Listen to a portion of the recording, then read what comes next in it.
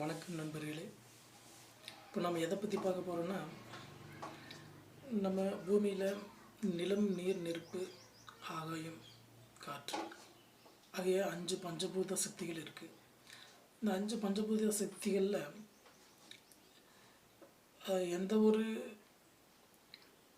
இந்த 5லேயுமே ரொம்ப யூனிக்கான மேட்ரு என்னென்னா காற்று தாங்க. அப்புறம் நிலத்தை கூட பிளாட் போட்டு விற்றுறாங்க. இன்னொரு 10 வருஷத்தில் நாம்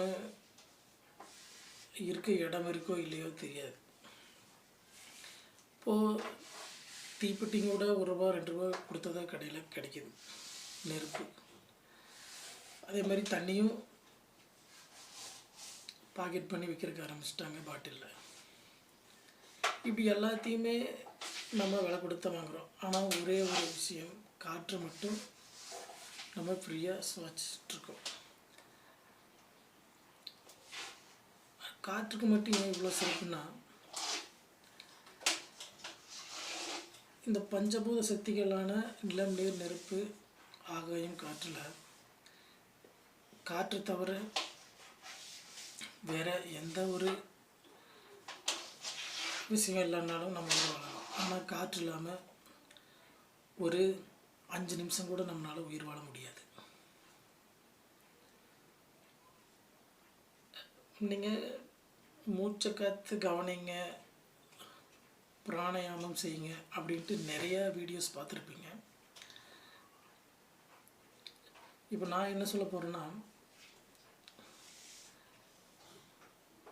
நீங்கள் மூச்சு காற்று கவனிங்க, எல்லாம் ஓகே.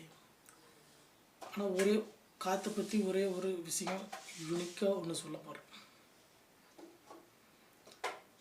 அது என்னன்னா, நீங்கள் நான் அடுத்த வீடியோவில் சொல்ல போகிறேன்.